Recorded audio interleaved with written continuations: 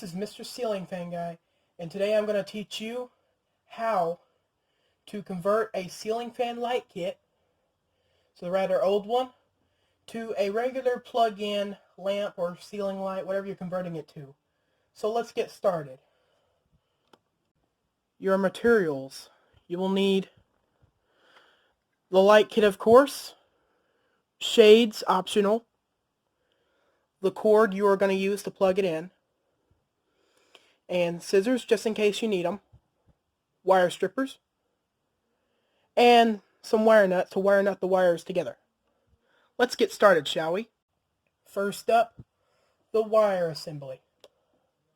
So you have one of these plugs here that you clipped off of an electronic or something. This is just a 2-prong plug, black and white wire. So we're going to try cutting up the seam here to create like a little split. And we're just going to split those like so. Then from there we can strip them. Alright, on to the next step. So the next step is to strip the wires, like I just said. So separate the wires good enough so you'll be able to strip them, and pick the required wire size to strip down, and we're just going to strip those like so. Now these kind of wire strippers are kind of hard to use, kind of like that, but you know, I got that wire stripped pretty well, so it's all good.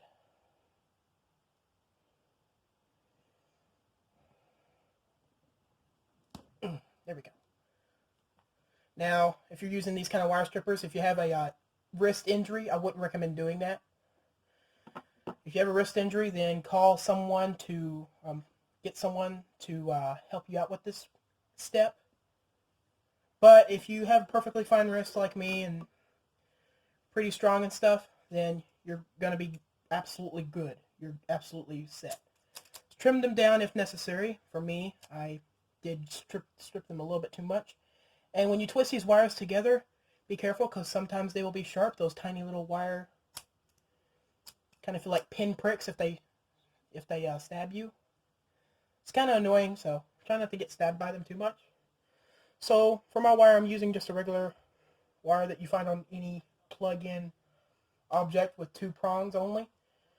I'm not using 3-prong because that includes a ground wire, but I don't have a ground wire. The green wire that runs through the thing. There's not a ground wire in you're not going to have a ground wire inside of your light kit. So, on to the next step. Light kit wiring preparation. So you got these 2 connectors right here, but if you don't have the connectors, you just have the bare wires and you're all set. But this step, you either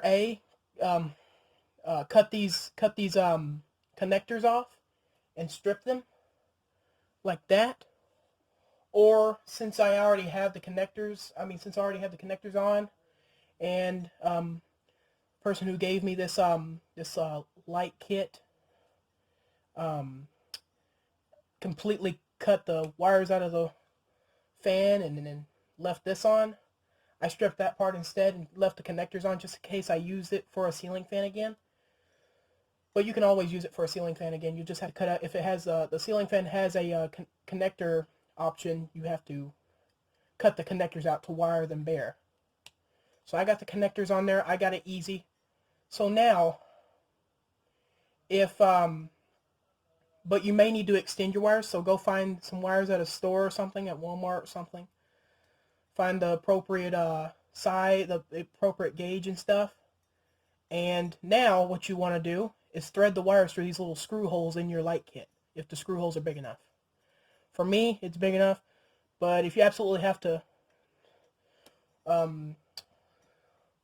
if you absolutely can't do this, which with most light kits you will be able to do this, then you'll just have to just listen further in and see how you like it better. It'll be in a further step, and I'll show you further up. So yeah, there you go. For me, I'm going to store this thing upside down. See, now they're right next to each other, and I can wire them up like that. I'm going to turn this into a lamp.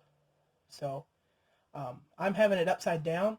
And the reason why you put them through the little screw holes is so that you don't close the, so you don't cut the wire by putting it on top. But you could put some sort of rubber seam or something across this to, like plaster, no, not plaster, but silicone or something. Just kind of a rubber seam so they don't cut the wires. Then you'll pretty much be all set. Or you can use a Dremel and cut like a little slot. Or if you have one of those light kits where they already have a notch cut out for the for space for the reverse switch, then you're good to go. So anyways, on to the next step. Okay, here's the next step. Wiring the light kit. So now you wire it up. And just make sure you twist them together. Then with the wire nuts, you're going to wire nut these. So now I got that there. We're going to grab this.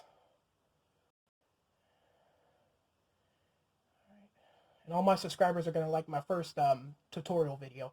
While I'm doing this, I'll kind of talk. I could have paused the video doing this, but, you know, I want to show kind of hands-on what it looks like while I'm doing it hands-on. Now, you take your good old wire nuts, and you just wire nut them. So, here they are. You can get the rather small ones, it's fine. And I'll just wire nut these. And for insurance, if you don't want to get shocked or anything, you can put electrical tape on these, which is probably what I'll end up doing. Okay, make sure those are nice and snug on there.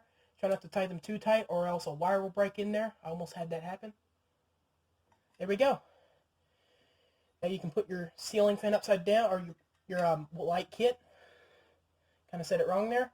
And for insurance, you can put electrical tape on there. For me, this is just a tutorial video. I'm not going to do that. Anyways, on to the next step. Next step, assembling the light shades. So you may have the ones that have the little screws on the outside, or you may just have the ones that have these pins here, little things that are really spring loaded, but they're not really spring loaded, but they snap back like that. So what you want to do when you have one of those is you bend them down, you put the light kit, you can put the light shade over it, and you just push it in, and it just brings itself in like that.